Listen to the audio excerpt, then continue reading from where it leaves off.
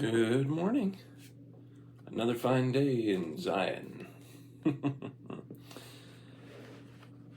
Chapter 5, Seed of the Woman, rated R. The end of all flesh has come before me. Genesis 6:13. TLDR of this chapter. In his quest to repair the Bible, Joseph Smith Jr.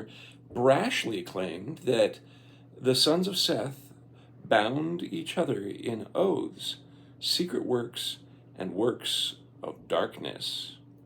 The sons of God is an earned title used since the beginning. The sons of Seth turned wicked. Super duper wicked. Like, holy crap, hurry up with the flood already, wicked. Though only way to save mankind was by flooding the earth. It's pretty bad when it's, the only way. Recently discovered apocryphal texts support these claims and add a few of their own. You made it. We're gonna talk about giants in this chapter. We spent 100 pages talking about holy clothing rituals, rap battles, and fratricide, but now you've arrived. This chapter is about the giants. Sometimes changing a lens can result in a tremendous clarifying vision. Like when you realize there is no Santa Claus, all kinds of observations and patterns fall into place. That's why the cookies are only half eaten, despite Santa requiring 3.5 times 10 to the 15th calories in a single day to visit all the children and maintain his jolly girth. And say, wouldn't the reindeer's flesh peel away like tiles off the space shuttle? A little change in perspective can resolve lots of pesky questions. So it is with the antediluvians. Antediluvians, defined as anti, before, that's A-N-T-E, diluve, flood, and ians, people. In short, the antediluvians are the people before the flood. You're welcome. Go impress your Sunday school class, you handsome scholar, you. The largest elephant in the Bible's room is the criminally under-discussed claim that God once wiped out the entire human race with the exception of one dude's family. Anyone who claims to believe Genesis should be awfully curious to know why, and wouldn't something that cataclysmic saturate the remainder of the story? Wouldn't people be reeling from it for millennia afterwards? Yet we have little to no idea what happened to the great to cause the great global rinse. A butterfly flaps its wings in Chicago and it rains in New York. But today we're totally disconnected from that time the Creator dunk-tanked the planet. Seems fishy. Genesis spends a mere 3 verses on a lead-up to the flood. 3. The earth also was corrupt before God, and the earth was filled with violence. And God looked upon the earth, and behold, it was corrupt, for all flesh had corrupted his way upon the earth. And God said unto Noah, The end of all flesh is come before me, for the earth is filled with violence through them. And behold, I will destroy them with the earth. Genesis 6:11-13. The next minute, billions of souls are drowned, and the story moves on. It's like you're buying a car and the salesman said, oh, the last guy to own this car died in a fiery wreck. Anyways, here's the keys. If you're buying a house and the realtor says, just so you know, we had to lock the basement door and wash the blood off the doorknob after the previous owners vanished. Don't open that door, okay? Rational people would like to know a little backstory first.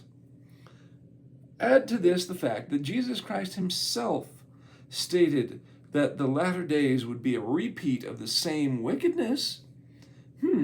As the days of Noah were, so shall also the coming of the Son of Man be. That's Matthew 24:37. Every Christian in the world should be curious about the causes for the flood and very disappointed in the answers Genesis gives. Anyone who is excited about the second coming of Jesus Christ should be equally worried that the Bible ominously foretells a repeat of the pre-flood era without telling us anything about the pre-flood era. Looking over the destruction of the flood, some believers simply go with shutting their eyes, putting their fingers in the ear, and singing la la la la la la la as loud as they can. Willful ignorance is the order of the day. It's too much to deal with, so they pretend it's not there. As one Christian pastor confessed, I passionately disagree that God ever sent a flood to destroy the earth. I disagree because that God looks nothing like Jesus. Oof. When God's a buffet, just choose what you like. Atheists love this pain point. For example, pastor-turned-atheist author David Warnock uses the flood as a knife. Quote, if biblical narrative of Noah's flood is true, do you really want that to be the narrative of God in relation to his people? God regretted that he made man, and God's only solution is to the mistake he made was to drown all of humanity. That's from 2022 by Warnock. So, ain't that long ago. Sorry, I have watery eyes because I rub my eyes. This is a very effective tactic to crack the faith of Christians who read the Old Testament. Without a prophet like Joseph, the defense mechanism of many Christians is to just turn a blind eye to the stories with which they passionately disagree. Like the Japanese businessman before Godzilla, Christians run from the messy Old Testament because it's so woefully inadequate. Genesis can't be bothered with the ramifications of the flood. In fact, the paltry clues offered by Genesis only make the flood story more confusing. Amidst general genealogy, Genesis drops one tiny clue about the era of the children of Seth, saying that then began men to call upon the name of the Lord. Seth's children were the very next generation after Cain. So these are Adam and Eve's grandchildren who began to call upon the name of the Lord. That makes it sound like things recovered quickly after Cain's defection. Cain was evil, but now things are better. An American theologian named Albert Barnes, no relation to the author Jonah Barnes, was contemporary of Joseph Smith Jr. and lived in New York, no less. About the same time, Joseph was revealing Genesis. Dr. Barnes asserted that only 240 years after the creation of man did proper, audible, and social prayer commence. At last, the holy race had passed beyond its infancy, when unsophisticated Adam and Eve held the doubt as the prominent attitude of their minds. Oof. That's Barnes' commentary on Genesis 4:26. Matthew Henry, a Presbyterian minister and theologian, praised this epic as one of reformation in religion and a new beginning. Charles Ellicott, an English Christian theologian of the 19th century, was relieved that finally mankind was turning to God. The notion of divinity began now to be attached to this name, and even in their worship men called upon God as Jehovah. Eve, as we have seen, attached no such idea to it. Unquote. When some Jewish traditions began accusing the sons of Seth of idolatry, they were dismissed by John Gill, an English biblical scholar and theologian of the 18th century.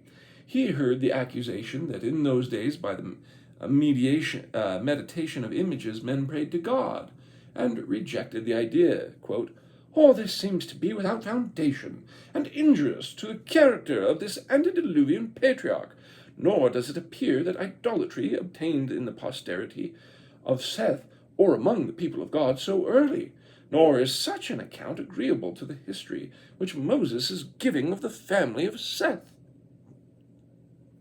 Mankind, unquote, mankind is more righteous than before. Adam and Eve were idiots. Then the sons of Seth were faithful. Yet in the very next chapter they are ripe for complete annihilation. These doctors and lawyers just made everything worse. Are we forever left to wonder why God chose to control, alt, delete the entire human race? Enter Joseph Smith Jr. from Adam to the flood is about 2,000 years. But Joseph untangles it in less than 200 verses.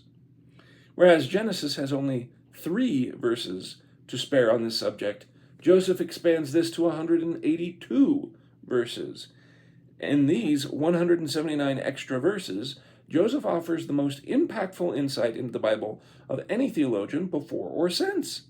Joseph provides a clear explanation for why the flood took place, and thereby lays the foundation for why the rest of the Bible is the way that it is. Joseph also flatly reverses the explanation of the learned men of his day, claiming that Adam and Eve were examples of piety and godliness, while their grandchildren were so wicked they earned destruction. The days of the children of Seth were an apostasy, not some glorious reformation. Also, Joseph manages impossibly to harmonize the clues scattered through dozens of apocryphal documents that he had no knowledge of. Joseph casually answers one of the Bible's most important questions. Why did Heavenly Father genocide his own children? Whew. Sorry, there's a footnote here, footnote 11. That was, where was that? Oh, Joseph expands it to this 182 verses. That is, Genesis 5:32 finishes the siring of Lamech and then spends a few verses on wickedness before the end of all flesh in 6:13. Joseph detours from Lamech's wickedness in Moses 5:44 due to the end of all flesh in 8:30. So that's his reference for that. 2,000 years of tangle. The traditional Genesis slips one tiny note through the scribe's prison bars. It's a paltry clue located in chapter 6, just before God resolves to flood mankind. The traditional canon offers this explanation. When men began to multiply on the face of the earth, and daughters were born unto them, that the sons of God saw the daughters of men, that they were fair, and they took them wives of all which they chose. They were giants in the earth in those days, and also after that, when the sons of God came in unto the daughters of men, and they bare children unto them. The same became mighty men, which were of old, men of renown. Genesis 6, 1-4. That's it. Apparently the sons of God married the daughters of men and gave birth to mighty men? Then waterworks. Behold, what the scribes hath wrought. And you know what's funny is for the longest time, good long time ago, I was studying Genesis again, and there's all sorts of like videos and talks being brought up about the Nephilim and giants and other things like that, and then I go online, of course, to Wikipedia, the source of all goodness and truth, and looked up this information, and I found out all these cultural ideas of what this was about, like that the sons of God were supposed to be like angels, and that coming down and having sired children with men created physical giant people, and that there's all sorts of crazy wickedness between these fallen angels, and then you have a lot of popular culture that follow after this. I mean, I unfortunately I don't know much about like Buffy the Vampire Slayer or like in the late 90s, early 2000s, there was Charmed, which my wife loves to watch, which is about these three sisters who have witchy powers and they're fighting against the light and the dark. And then you've got Sam and what was it? It was the same era during the good time of Doctor Who that it was Supernatural. Probably a bunch of that. So you have this draw of these old kind of Catholic traditions about this time, and they love to have angels versus demons versus whoever their main protagonists are in these kind of semi-gothic stories that they had on TV, late 90s, early 2000s, and so made for great shows apparently, though I didn't watch many of them. Yeah, crazy stuff. But later on, when I really started thinking more about the temple and trying to make sense of this for myself, I always thought, maybe the sons of God were the people who were trying to be righteous, and the daughters of men were the people who just weren't a part of that covenant. and I made do with that, and it made a lot more sense that way. But let's get filled in on what it's really all about here. All right. And did that say giants? In the original Hebrew, this word is Nephilim. If you spent longer than 5 minutes googling around about the Bible, you've probably found reference to the Nephilim or the giants. And don't look to Joseph to rescue you, or even Joseph's Genesis mentions them. And in those days there were giants, Nephilim, on the earth, and they sought Noah to take away his life. So, are we all skyscraper tall, lumbering, one-eyed monsters that carry a club and dress in loincloths or something? So, are we talking like that? Or, as usual, the Apocrypha arrive on the confusing scene with some more information. But sadly, the contributions of books like the Ethiopian Eunuch only tend to make things worse. The Ethiopian Eunuch takes this can of worms and opens a barrel of worms. Quote, the great giants whose height was 3,000 ells, who consumed all the acquisitions of men, and when men could no longer sustain them, the giants turned against them and devoured mankind. That's 1 Enoch 7:1. Occasionally the Apocrypha put in measurements or calendars, or they begin a recitation of names. These are usually the places where things get weird. 3,000 ells? Over the centuries, translators would try to update the units of measure like this until it becomes something crazy like 3,000 ells. For reference, that's 2 miles. Hold on a minute. Who measured them? What do you use, a 2-mile-high tape measure? I mean, the point is, don't get too tangled in the height description. The relevant idea is the giants are attested to in lots of places, and apparently they were devouring men. This is getting more clear, little by little. The Ethiopian Eunuch also introduces another class of characters called the Watchers, which have fascinated readers for a long time. The very first character, and you see this over pop culture too, because again, it's all this stuff people love to draw on for pop culture because it's like so vague. Who watches the Watchers? Anyways, the Watchers, which have fascinated readers for a long time. The very first chapter of the Ethiopian Eunuch mentions that the Watchers shall quake. These Watchers are mentioned 15 times in the Ethiopian Eunuch, as well as twice in the Genesis Apocryphon, and once in the mysterious Book of the Giants. The giants, or Nephilim, mentioned in Genesis are apparently the children of the Watchers, mentioned in the Ethiopian Eunuch. The Nephilim are product of fornication between the Watchers and the daughters of men. Taken all together, the picture gets muddier before it gets clearer. So, to review the task before us, here's what we're going to elucidate.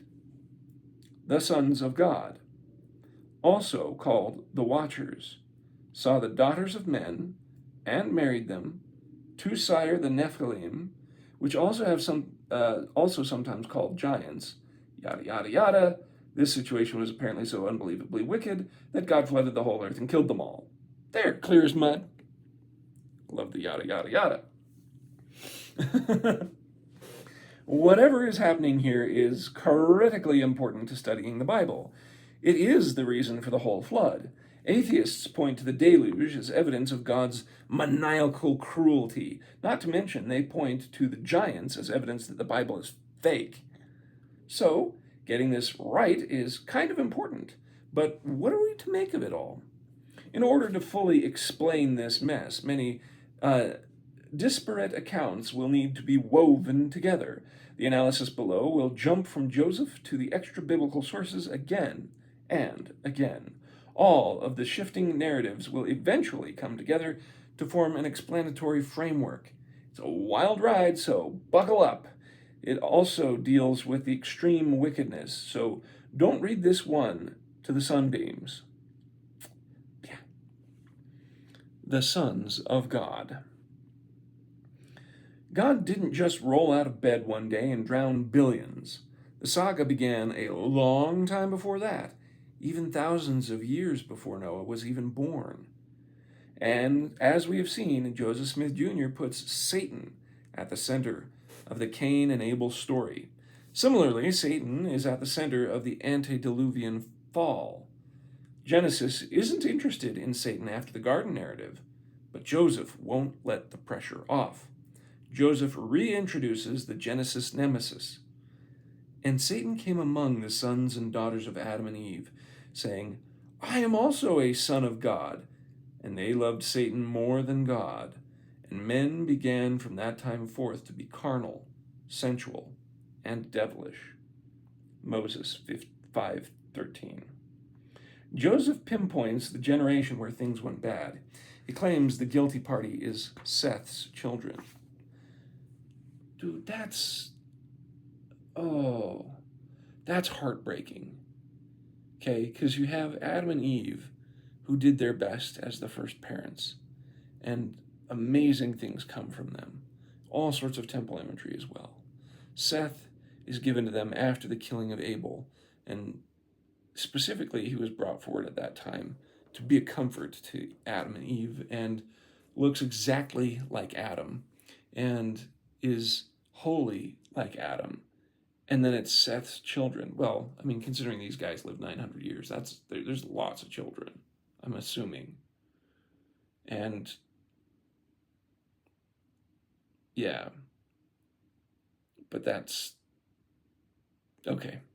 And Seth lived after he begat Enos 807 years, and begat many sons and daughters. And the children of men were numerous upon all the face of the land. And in those days Satan had great dominion among them men, and raged in their hearts. And from thenceforth came wars and bloodshed, and a man's hand was against his own brother, in administering death because of secret works, seeking for power. All the days of Seth were 912 years, and he died. Moses 6:14 through 16. Joseph says the period of awful wickedness was in those days, meaning the days of Seth. He begins by mentioning that Seth had many sons and many daughters, and describes Satan as raging in their hearts and the secret works. And, he then closes with Seth's death. So there's no mistake that things went wrong right here with the sons of Seth. Far from being deadbeat parents of Genesis, Adam and Eve have been trying to teach the gospel to mankind. Adam and Eve blessed the name of God, and they made all things known unto their sons and daughters. Hence the need for Satan to butt in and say, believe it not, and they believe it not, and they loved Satan more than God. Joseph says Adam and Eve were the good guys. This is a wholly 180 degrees the reverse from the lawyers who look upon our first parents with contempt. Joseph declares that Adam and Eve were the original ones to call upon the name of the Lord, and made all things known unto their sons and daughters. So who's right? The infallible word of an anonymous scribes and lawyers, or the amateur stick puller from New York? More voices from the ancient world need to weigh in. The Book of the Cave of Treasures is the most helpful in explaining this mess. Treasures lays out things rather simply. Seth was the governor of the children of his people, and he ruled them in purity and holiness. And because of their purity, they received the name. Which name did they receive? The best of all names, it says, the sons of God. Which, temple-wise, makes a lot of sense. When Treasures calls the sons of Seth the sons of God, it is agreeing with Joseph's version of the story. According to Joseph, this kind of talk begins when Adam was baptized. A voice out of heaven proclaimed to Adam, behold, thou art one in me, a son of God, and thus may all become my sons. Amen. According to Joseph, Adam taught that many have believed and become the sons of God. See Moses 7:1.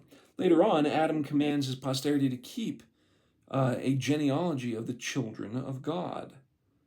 Like, that's Moses 6:8.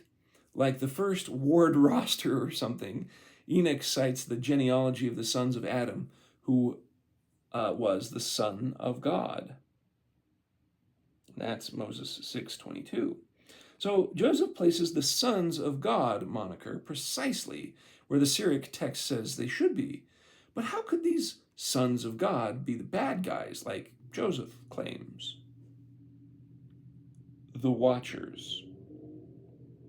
In the Egyptian account, we find a clue. Next, apparently, at least some of the sons of God are also called Watchers. One critical injunction from Adam to Seth just before Adam's death was for Seth to become a watcher over the people. But now, O Seth, my son, place thyself at the head of thy people, tend them and watch over them in the fear of God, and lead them in the good way. Second Life, emphasis added on watch over them. Dr. Budge translated the Syriac treasures account to read, and he commanded his son Seth and said unto him, observe. Another word for observe is to watch over. Even the English word bishop comes from the Greek word episkopos, or overseer. Be sure to thank the ward overseer next time you say the closing prayer in a sacrament meeting. Joseph Smith Jr. also revealed that the priesthood holders are to watch over the church always. The book of Jasher calls these men judges and rulers. Joseph's version takes over the narrative here. Quote, this is the genealogy of the sons of Adam, and they were preachers of righteousness, and spake and prophesied, and called upon all men everywhere to repent, and faith was taught unto the children of men. That's Moses 6:22 through 23. So the sons of God were believers who were baptized and had the gift of the Holy Ghost and were set as watchers over the people. The treasures account describes their life on top of the holy mountain. That quote, thus lived the holy men, who were indeed holy, and their wives were pure, and their sons were virtuous, and their daughters were chaste and undefiled. In them there was no rebellious thought, no envy, no anger, no enmity. Taken all together, it sounds like the sons of God was a group of priesthood holders set apart to minister to the children of men. They were amazingly righteous, it would seem, at least for now. While all this feel-goodness was going on up on the mountain, the Apocrypha hint that something crazy was going down on the plain. Some nerdology. Whew. Genesis inserts a rather innocuous line that men began to multiply on the face of the earth. See Genesis 6:1. It's easy to breeze past that line. The earth is empty, right? They could multiply all day and it wouldn't make a dent, would it? Joseph's version says that it could. According to the revelation concerning Adam, the children of men were numerous upon all the face of the land. Moses 6:15. If they had 900-year lifespans, yeah. Just how populous were they? Let's do a quick back of the napkin calculation on this sudden numerousness. Consider that these people were living for centuries. One couple could be capable of siring hundreds of those, and those hundreds could sire thousands. With super long lifespans, populations could grow rapidly. Biologically, women have the shortest window of childbearing years, conservatively from 16 to 40 for prime fertility. Let's say that's 24 out of 78 years, or 30% of a woman's life. If the ratio holds for a woman living 1,000 years, that's 300 years of fertility.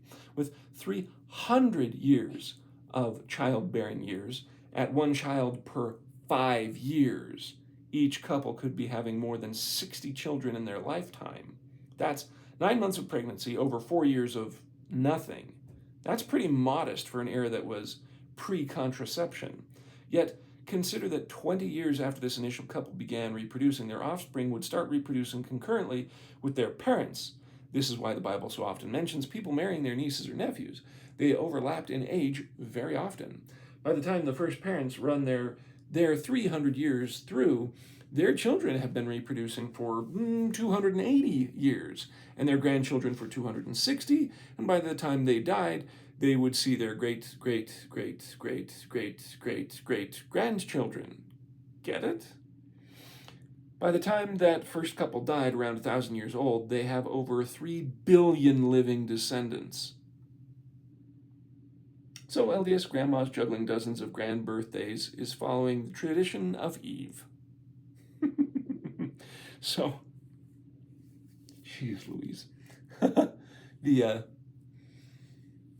Wow. Wow. Wow. And that's giving them 5 years. However, the Egyptian record states that Cain had a large progeny, for they married frequently, being given to animal lusts until the land below the mountain was filled with them. Animal lusts? Uh-oh. If Cain's people are frequently being given to animal lusts, then our previous estimates are probably too low. If the Cainites were having children at an earlier age, say 16 years old, for the mothers and having a child every 2 years, then the children of Cain would hit the 3 billion mark in just 150 years, not 1,000. By the time that the story reaches the 6th generation, the population growth has run for 1,800 years. That's 3 billion to the 12th power.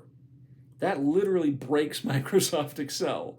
That's more than there are stars in the known universe. These are rough approximations. The specifics are speculative.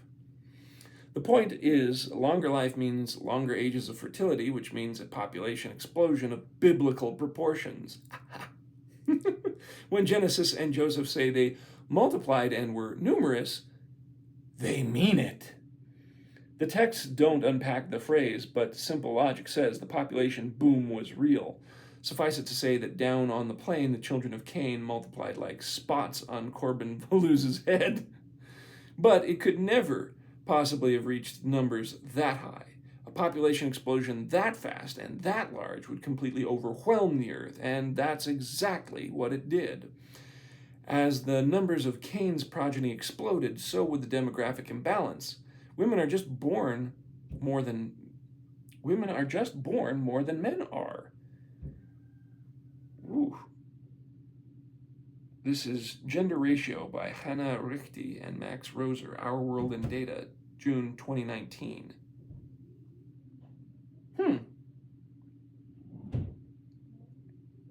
An earlier footnote that is interesting that I skipped, I can't remember what it's for, says the Armenian history of repentance of Adam and Eve clocks in our first parents at 60 children after taking a hiatus from procreation for 100 years after Abel's murder. Wow. So, geez Louise.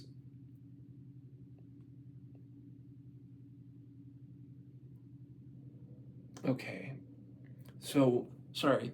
The reason I'm pausing here is because I'm also thinking about, usually when you have demographic booms and things like that, you have scarcity of resource issues, which, look, the earth is wonderful and it provides everything for us if we go out and get it, which is kind of the point. And if they, on the other hand, we're at each other's throat all the time with violence because, well, you can always have more.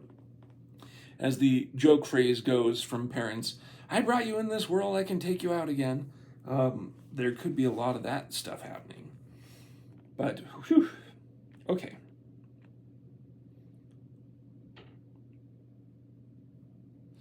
As the numbers of Cain's progeny exploded, so would demographic imbalance. Women are just born more than men are.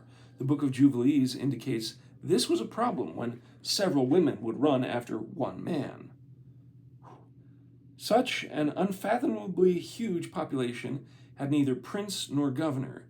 Jubilees concurs that lawlessness increased on the earth. Joseph goes so far as to claim that Satan had great dominion among men and raged in their hearts. Treasures comes along to testify the same, and Satan had been made ruler of that camp. This was not Mr. Rogers' neighborhood. Don't forget that the whole society was all founded on cold-blooded fratricide, too. The origin story of Cain land was that by murdering your brother, you could get his stuff. The treasurer's record says that men would bother you. Well, the treasurer's record says that men would attack one another. Joseph's account says that Satan made sure that the great secret which was administered unto Cain started getting popular far and wide, and thus the works of darkness began to prevail among the sons of men. So far, the world is filled with sex and murder, but we're just getting started. Now enter rock and roll. Oh, jeez. And this is the whole Lamech thing, where nothing has come up about Lamech so far, but in the Genesis account, Lamech was like son of Cain, and he killed someone just for the oath's sake. He told his wives outed him, and so he was thrown out. But again, we'll see how it all comes. The first rock concert. Amidst the lawlessness was history's first rock star, Tubal-Cain. Tubal-Cain, the great-great-great-grandchild of Cain, gets special mention in every account, even in the Genesis account. Genesis tells us that Tubal-Cain was an instructor of every artificer in brass and iron, but the detail mysteriously ends there for Genesis. Treasures fills in the gap by describing that Tubal-Cain invented and made all kinds of instruments of music. Notice that he is not only invented them, he made them too. He produced them. This wasn't just one guy becoming a minstrel. It is the foundation of what Shakespeare called the food of love, music. See Twelfth Night, Act 1, Scene 1. Adding music to the mix was a bad idea. For reference, see the 60s. If 1969 was the summer of love thanks to rock and roll, then this was 1,000 times worse. This isn't the Gregorian chant. It's fully developed instrumental, multi-layered music. The Treasures account gives the most detail. Quote, Tubal-Cain's brother made reed instruments and harps and flutes and whistles, and the devils went and dwelt inside them. When men blew into the pipes, the devils sang inside them and sent out sounds from inside them. Tubal-Cain made cymbals and sistra and tambourines or drums, and lasciviousness and fornication increased among the children of Cain. Whoa! I'm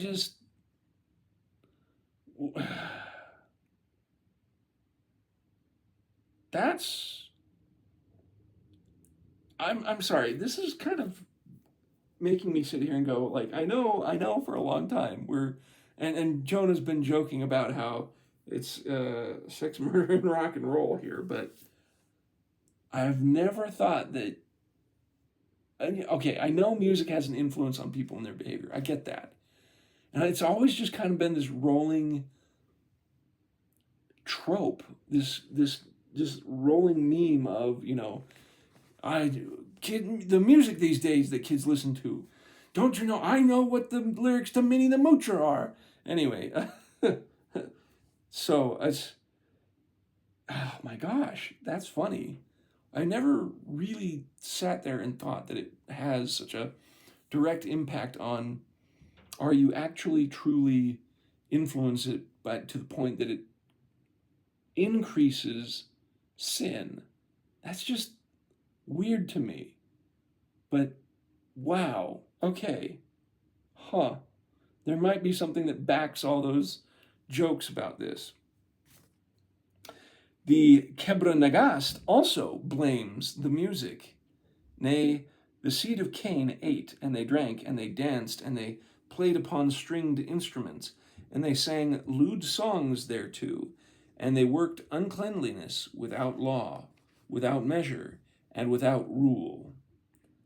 The music accelerated the wickedness and overpopulation of the Canaanites. and it also caught the ear of the watchers.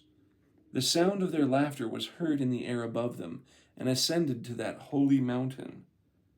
That's from Treasures.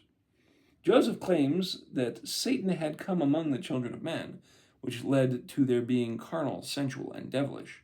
There are plenty of examples of live performance from Lady Gaga having great dominion among men and raging in their hearts, just like Joseph, the Armenian Tidings account, lays all this at the feet of Satan. The evil Satan thus spread evil in the mind of Cain's family, and with musical tunes they seduced the sons of Seth.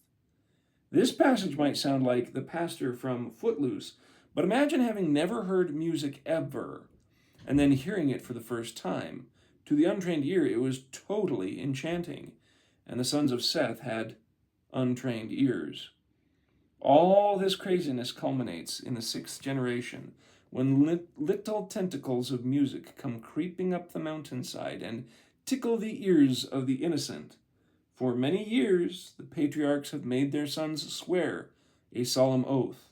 In fact, the Treasures account says it was the only oath that they ever made, and it was that none would go down from this holy mountain to the children of Cain, the murderer. This oath is required of each and every generation. Jared made the oath under his father Mahalalel, who made it under his father Canaan, who swore it under Enos, who swore it under Seth. Seth was the first to give the oath under Adam himself. These were the dying words of the image of God. So yeah, the oath was a big deal. During Jared's tenure, the head of the sons of God, the priesthood leaders began to transgress the commandments he had given them, and to do many things without his counsel. That's second life. These disobedient sons looked down on the mountainside and noticed the daughters of Cain. Specifically, there was a group of mighty men. This is also Treasures. These kind of little tidbit quotes. Specifically, there was a group of mighty men who became caught in the trance of dance and romance. This is what Genesis means when it says that the sons of God saw the daughters of men, that they were fair. The scene below must have been paralyzingly captivating to the priesthood holders on the mountainside. The people below committed fornication in the presence of each other shamelessly. Satan was thrilled to find opportunity in this work of error. He rejoiced greatly at the prospect of corrupting the sons of God. The prince of lies is front and center, actively pushing things along.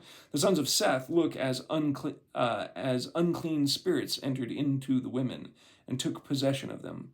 Looking turned to lusting. Quote, "And when they saw that the daughters of Cain were beautiful in form, and that they were naked and unashamed, the children of Seth became inflamed with the fires of lust." That's from Treasures. These consecrated priests, previously assigned to watch over their flock, were now watching the women dance below. Mind you, these priesthood holders had taken out covenants, and were probably all married with children too. They had specifically taken a sacred oath not to do this. These were not teenagers. Enoch is in his 60s, and he is considered a lad compared to them. Who knows how long this show went on? The mighty sons of Seth sat out on the cliffs watching the live pornographic performance down below. The Egyptian account makes it sound like a ritual, and the sons of Seth kept on gathering together at the top of the mountain to look upon the children of Cain from morning until evening, and upon what they did, upon their beautiful dresses and ornaments. The title of Watcher has now taken on a new meaning, a la David and Bathsheba. The fall of the mighty men. In the revelation concerning Adam, Joseph proclaims something that would have sounded strange in 1830 Protestant America. "The daughters of thy sons have sold themselves, for behold, mine anger is kindled against the sons of men." That's from Moses 8:15. What kind of strange world would have women and girls in it who willfully sell themselves? OnlyFans addicts would do that, right? Joseph is conjuring up some dark, unimaginable scene when women and girls voluntarily prostitute themselves. Phew, glad we don't live in a world with that kind of degeneracy. It's time to delete TikTok, guys. That's a great footnote. TikTok, OnlyFans, all sorts of things and places. The sons of Seth have been cloistered their whole lives. Now they're spiraling. Jared warns men not to go. This footnote is from Treasures. It says, by the holy blood of Abel, I will have you swear that not one of you shall go down from this holy mountain. Remember the oaths which our fathers Seth and Enos and Canaan and Mahalalel made you swear. That kind of oath. But they are completely hypnotized now. The young prophet Enoch gives these plotting men an ominous warning. Hearken, O ye children of Seth, no man who shall transgress the commandment of Jared, and break the oaths of our fathers, and go down from this mountain, shall never again ascend it. Blinded by lust, the sons of Seth resolved to leave their assignments up above and check out the party downstairs. According to the Ethiopian Enoch, their leader has second thoughts. He wants to be sure no one tattles or chickens out. Quote, I fear ye will not indeed agree to do this deed, and I alone shall have to pay the penalty of a great sin. That's 1 Enoch 6:1. This shows that the sons of God were fully aware that this was the great sin. It wasn't naivety. This was premeditated. The watchers agree to the pact and decide to all swear an oath and all bind themselves by mutual imprecations, not to abandon this plan, but to do this thing. Imprecations means curse. This sounds like a blood oath. Things are getting darker and darker. Bound by dark oaths, the sons of Seth went down to the camp of Cain. Or as Clement wrote, they trod the imperious path downward. That comes from Clementine Hormelius. These holy men left the height of heaven and came down to earth, to the folly of the dancing of the children of Cain. The daughters of Cain are smitten by the goodliness of the children of Seth, and they gripped them like ravening beasts and defiled their bodies. Oof, that's Treasures. The women lost the balance of their minds, Kibra Negast, and everybody devolved into endorphin hounds, like rats pressing the morphine button. One rediscovered Armenian text says they became like a dog. Tidings. Tragically, they do. The text says the children of Seth slew their souls by fornication with the daughters of Cain. When the sons of Seth try to come back up the mountain, Enoch's prophecy proves true. The mighty men of Seth are stuck in Cain land. The once glorious guardians of the holy mountain had sunk into defilement and altogether emptied of their power, were unable to turn back to the first purity of their proper nature. Assuming these apocryphal accounts are true, what did Joseph get right? 1. Adam and Eve were the good guys. 2. The children of Cain multiplied like rabbits. 3. The sons of Seth were originally good guys too. 4. They fell into wickedness and loved Satan more than God. 5. They made Satan their leader. 6. The sons of Seth fell and became carnal, sensual, and devilish. Perhaps more importantly, what did Joseph not get wrong? Joseph didn't say the generations of Seth were all good people. He didn't say Adam and Eve were the wicked ones. He didn't say things were fine until Noah showed up. Joseph's Genesis meshes with the narratives of these rediscovered writings again and again. Next, Joseph and crew finally explain what it was that got the antediluvians destroyed. And the stuff about giants too. Abomination. Parental advisory. This part gets rough, but it's got to be said to vindicate God's decision to send the flood. With the sons of Seth down below, the wickedness of the world enters its final phase. The watchers turned adulterers now add their own knowledge to the wicked mix. Many accounts indicate that the sons of God bring some kind of special technology with them. The Ethiopian eunuch mentions the children of heaven taught charms and enchantments and the cutting of roots and made their wives acquainted with plants. The sons of Seth taught all unrighteousness on earth and revealed all the eternal secrets which were preserved in heaven. The watchers defiled themselves, but they also revealed to the women all kinds of sins. The fallen priesthood holders revealed the arts in the world and the mysteries of heaven to the men. These are quotes that are coming from Enoch, first Enoch, giants, and later on Moses. He just sprinkles them in there.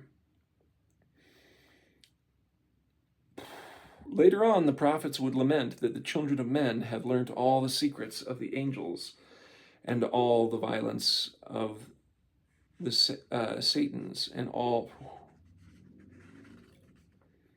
They have learnt all the secrets of the angels and all the violence of the Satans and all their powers, the most secret ones, and all the powers of those who practice sorcery and the powers of witchcraft. Enoch proclaims that these guys revealed what was hidden to the children of men and seduced the children of men into committed sin. Joseph's account points towards counterfeiting sacred things. Satan appears and claims, "I am also a son of God," and he starts giving commands. Satan uses an oath on Cain.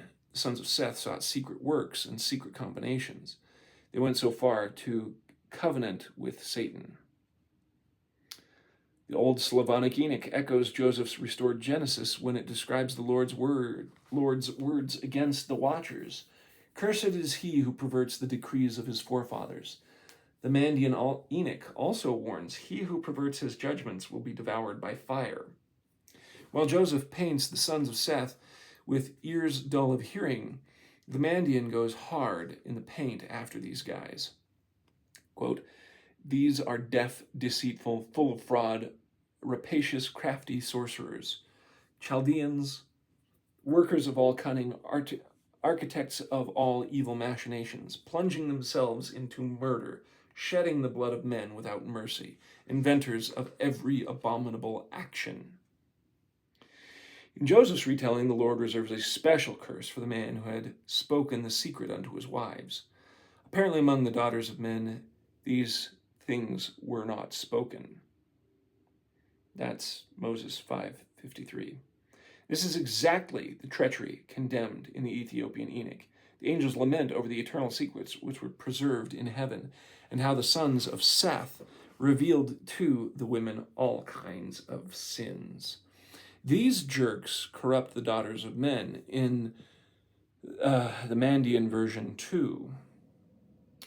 Notice that the secrets brought by the sons of Seth are first revealed to the women, i.e., to their new Canaanite side gals. Maybe the sons of God were used to marriage fidelity and trust between partners before, but not so down here. These secrets don't just stay with the misses. They very quickly get out everywhere. Because of these mysterious secrets, there is a very real risk that the children of men may not perish altogether. What are these secrets that are taking over? How could things be any worse than before? What kind of secrets could threaten the very existence of mankind? What are these new sins? According to the book of Jasher, the great abomination was specifically not reproducing.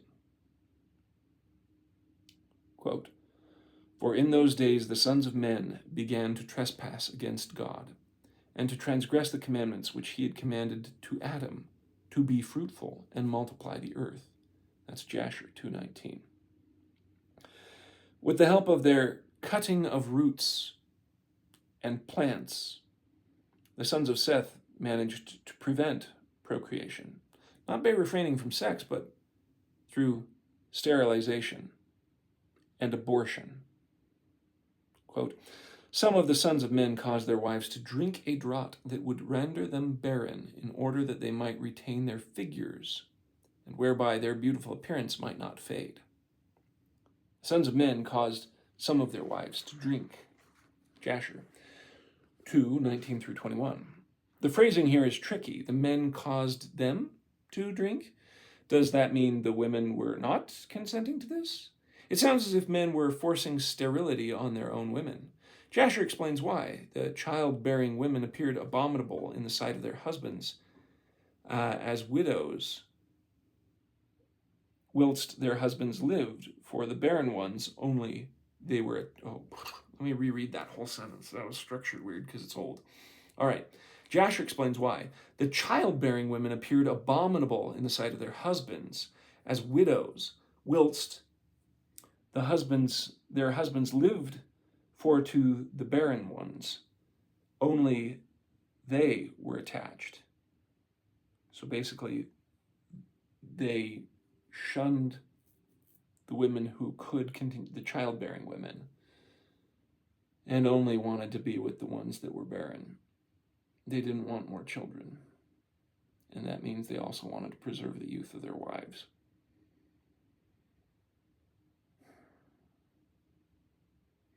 The new craze was to forcefully sterilize your own wife for cosmetic reasons. This wasn't confined to wives either. The Treasurer's account says in their lustful frenzy, the children of Seth were so debased that they would not leave unravished a single virgin in all the race of the children of men. Sexual depravity led to sexual slavery, as the unstable mighty men went to the daughters of men and took their wives by force from their husbands, according to their choice. That's Jasher.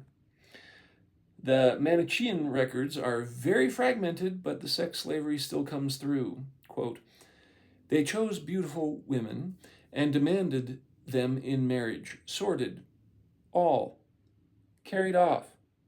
Severally, they were subjected to tasks and services, and they, from each city, and were ordered to serve. Henning, fragment, lines 100 through 103.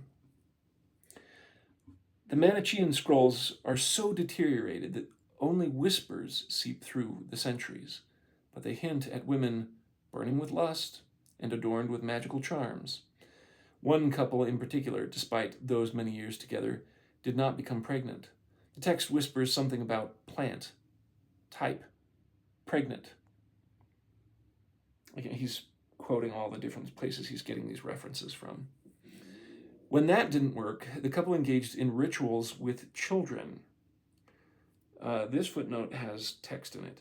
Then immediately brought that child forward and placed him on the ground and drew 7 lines around the child.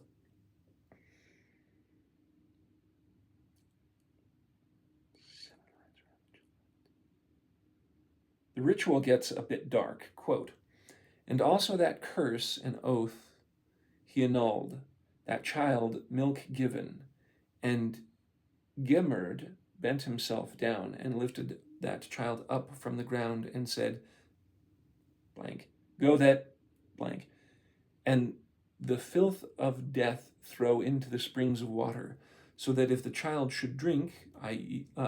Taste from there, he would immediately die. And he ordered the female demonesses, blank. Sometimes these children were kidnapped for the ritual. Secretly aborting your own children without their mothers knowing? X. Raping every virgin girl in all the race? Sterilizing them all? Rituals to murder your offspring? Whew. Going from priests to sex slavers to ritualistic murderers is quite the resume. The sons of Seth very quickly became leaders of the entire world. Maybe it was their purported physical beauty or their powerful and perverted divine wisdom, or both. However they did it, the sons of Seth ruled the world, and they steered the people who had followed them into great troubles by leading them astray with many deceptions. Sterility spreads far and wide. The pipeline for God's spirit children was being choked off by the sons of Seth. The Ethiopian Enoch accounts records the Lord's justifications. Man of himself has created this sin, and under a great curse shall they fall who commit it. And barrenness has not been given to the woman, but on the account of the deeds of her own hands she dies without children. 1 Enoch 98:5. This is ancient Ethiopian speak for, don't look at me, I didn't make you sterile. They're all sterile because you messed with things you should not have messed with. Thousands of years later, Jesus Christ would give the same commandment to his church.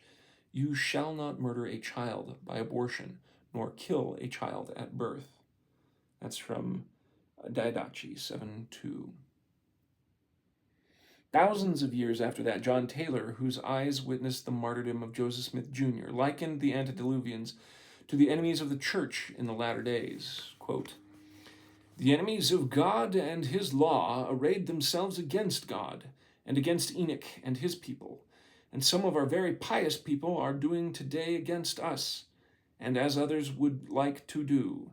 They are murderers and murderesses of their infants, and the stench of their infamy ascends into the nostrils of Jehovah.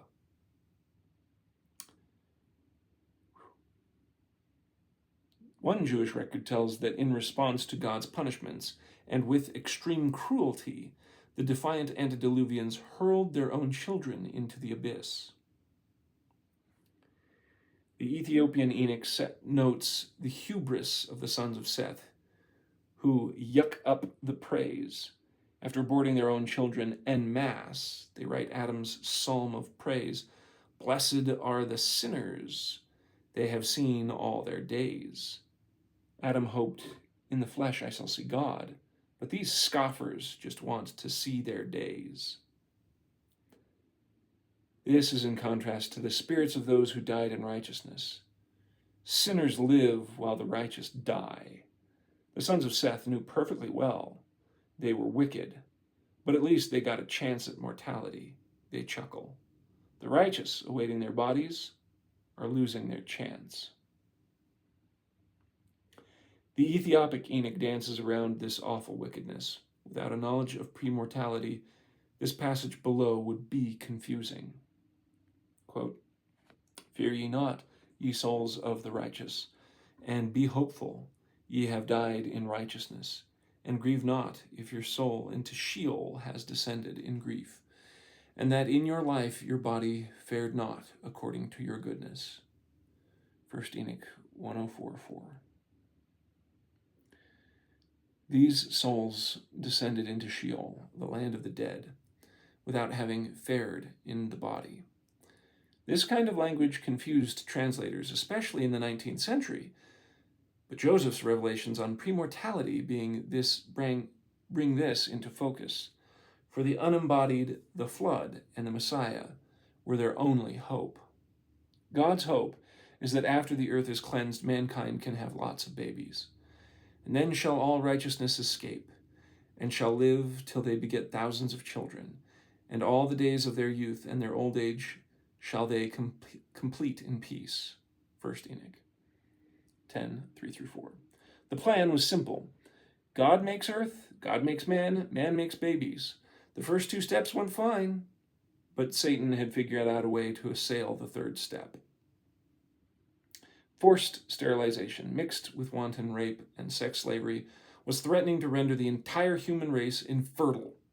The Ethiopian Book of Enoch eerily warns of an earth made without inhabitant. The mighty didn't just fall. They were taking the whole boat down with them. Behold, we will restrain ourselves from multiplying and increasing so as not to produce the offspring of the children of men. That comes from PRE 22:9. The ironing out of this mess, the key that Joseph Smith Jr. brings, is the plan of salvation. The unfathomable depths of the antediluvians' depravity must be put into the context of the Lord's plan. Specifically, his plan to embody his spirit children. Joseph's revelation on Moses records the Lord's system. For I, the Lord, created all things of which I have spoken spiritually before they were naturally upon the face of the earth. That's Moses 3:5. Joseph Smith Jr. stamped out thousands of years of cretist cringe when he taught the designs of God before the foundation of the world was that we, being the spirits in the eternal world, should be born and take tabernacles. And the great principle of happiness consists of having a body. The sons of Seth knew this plan perfectly well.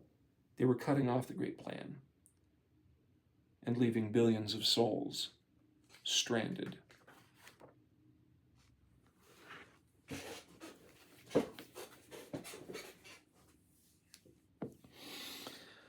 But Satan's plan was even better than that. Satan wasn't content to go after some of Adam's children, but the whole basket. In one fascinating excerpt, the Lord asks himself out loud the real threat of Satan's design. Quote, "Since these wicked do sin so, and transgress with such and such transgressions against me, how could I deliver my great right hand in the downfall by their hands, caused by them?" 3 Enoch 44:8. In essence, how am I supposed to send my son to earth if no one is being born? The Lord wants to make spirits into flesh, but eventually he himself wants to come in the flesh and give his flesh for our eternal life. Satan remembers well the pronouncement in the Garden of Eden that God himself will be born like an ordinary child and become incarnate in man through the seed of the woman Eve. He knew Jehovah would take a body from thy daughter and shall be born. In the Mandean Enoch, the satanic host plans on seducing by a ruse among the children of men, will tear them from their homes, from their domestic hearths, and coerce them to spread the fertile germ which should have served to propagate their race. As the temporary king of the earth, Satan knows his only threat is in the advent of the true king, Jehovah, in the flesh. Satan wants an end to all flesh. Stop births equals stop Jehovah. At this point in history, the Anointed One has not brought the oil of life yet. The Son of God has not descended yet. Everyone walking around on the planet before 30 AD was doomed to die and stay dead forever. Everyone's only hope was when the Son of Man cometh in the flesh. If Satan can sterilize or abort the human race, then there can be no Redeemer, and no one gets redeemed. No births. The entire plan is wasted. The evil spirit schemes over the sons of Seth. It is through them that I hope to take possession of this world. That comes from Livre de Adam. Latter-day Saint temple goers will hear a familiar ring in Satan's celebration. Quote, "Who is greater than I, more noble, more excellent, more powerful? Who can overcome me? Who can surpass me in strength? No, he is not my equal. Who indeed would be more powerful than I? Let him come, let him draw near. I will arise, and I will fight him, and he will see what strength there is in me." Livre de Adam, page 177, chapter 27. As the Mandean text records, the devil revels, "Let us seize Adam and all his family." Ending this mess wasn't a matter of expunging the wicked. Everyone was damned unless the Son of Man could get to earth and redeem us. For a time, it seemed that Satan had successfully foiled the plan by severing the chain of human reproduction.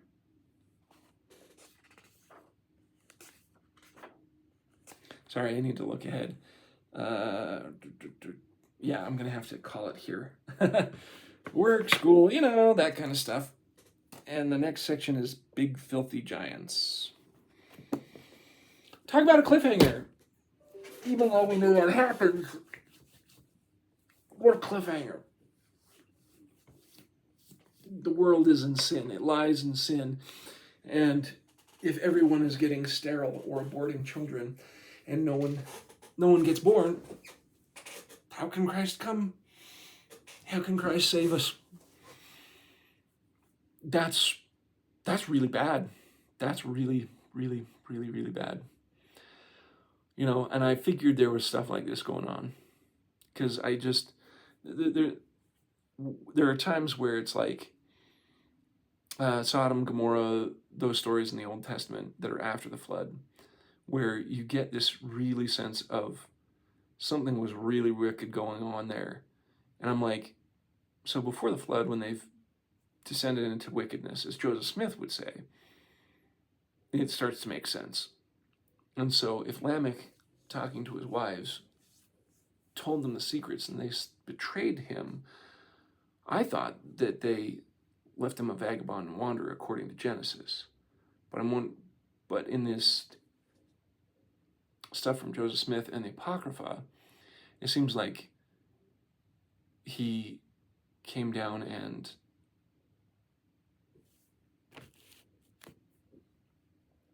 just spread all this information. And the information was, even though it was supposed to be just with them, so they could control the information and control what was happening, the women spread the secrets.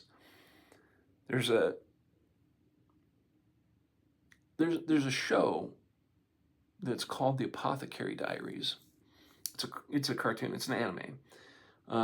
It's fascinating. It's about this girl who lives in the red light district, but she's the kind of adoptive daughter of an apothecary, so a pharmacist, and she's brought into the rear palace, which is all about the concubines of the emperor.